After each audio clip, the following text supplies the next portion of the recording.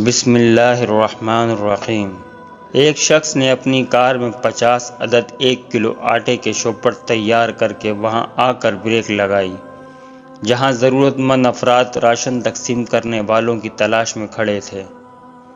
آواز دی کہ راشن لے لو، ساتھ ہی ایک ہجوم پلٹا گاڑی کی جانب۔ اس شخص نے کہا، میرے پاس صرف 1 کلو آٹے کے شوپر ہیں، ایک شخص کو 1 شوپر دے سکتا ہوں۔ یہ سن کر لوگ پیچھے ہٹ گئے، اس 1 کلو آٹے سے کیا ہوگا؟ چند لوگ رکے اور بولے، صاحب گھر میں فاقے ہیں، 1 کلو آٹا بھی بہت ہے، ہمیں یہی دے دیں۔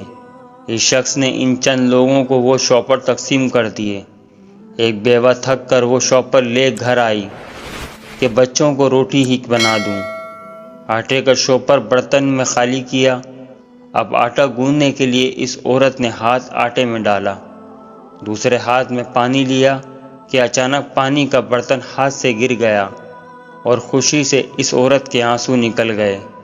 کیا دیکھتی ہے، آٹے میں سے 5000 کے 5 نوٹ نکلے۔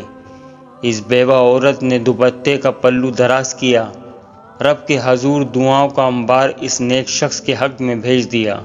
وہ 1 کلو کا شوپر اصل میں مستحق لوگوں کو ڈھونڈنے کا طریقہ تھا۔ خدا ایسے لوگوں کی توفیقات میں اضافہ عطا فرمائے، آمین۔